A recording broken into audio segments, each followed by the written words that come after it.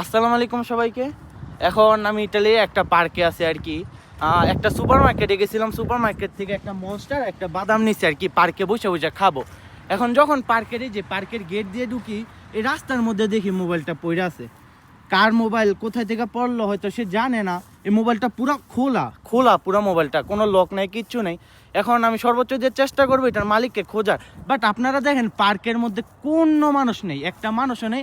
কারণ আসমানটা অনেক কালো আছে, আর হয়তো বৃষ্টি পড়তে পারে, আর ঠান্ডা পড়ছে প্রচুর। কোনো মানুষ নেই, একটা মানুষও নেই পার্কের মধ্যে। মানে আমি ঢুকছি, ঢুইকা দেখি এই মোবাইলটা পড়ে আছে। এখন সর্বোচ্চ দিয়ে চেষ্টা করবো মোবাইলের মালিকটাকে খোঁজার, দেখি কোনো মানুষ আছে কিনা এখানে। আর মোবাইলটা দিতে পারি না।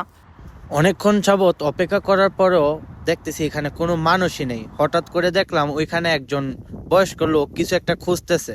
একটা মানুষ দেখা যেতেছে, দেখি ওর কি না মোবাইলটা। ওইখানে দেখতে পারতেছে একটা মানুষ, দেখি হয়তো ওনার হইতে পারে। ওনার যদি হয়ে থাকে ওনার মোবাইলটা ফিরাই দিব। Scusa, questo telefono tuo? Sì, grazie. Questo tuo? ওনাকে বললাম যে এই মোবাইলটা আপনার কিনা, পরে বললাম যে এইখানে পড়ে ছিল। ওনার মোবাইল ওনাকে ফিরাই দিলাম, উনি মোবাইলটা পেয়ে অনেক খুশি হইলো। আর যাইতে যেতে আমাকে অনেকগুলো ধন্যবাদ, থ্যাঙ্কস বলতে বলতে গেল উনি। ওনাকে মোবাইলটা ফিরাই দেওয়ার পর আমার অনেক ভালো লাগতেছে।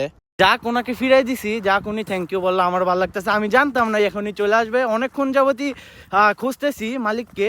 হঠাৎ ভিডিও করতে করতে দেখি উনি চলে আসছে। উনি দেখি কি দূরে থেকে দেখা যেতেছে উনি কি জানি খুঁজতেছে। এরপরে চিন্তা করলাম হয়তো উনি মালিক হইতে পারে। এরপরে উনি কিচ্ছু বলতেছে না, আমি মোবাইলটা লুকিয়ে রাখছিলাম। এরপর হঠাৎ দেখি খুঁজতেছে, এরপরে চিন্তা করলাম, বললাম যে এটা তোমার নাকি। এরপরে বলে হ্যাঁ হ্যাঁ, পরে দিয়ে দিছি। যাক, উনি থ্যাংক ইউ বললো, আমারও ভালো লাগলো মোবাইলটা দিয়া। বুড়া লোকটা, দেখ আলহামদুলিল্লাহ মালিককে খুঁজে দিতে পারছি, এটাই অনেক।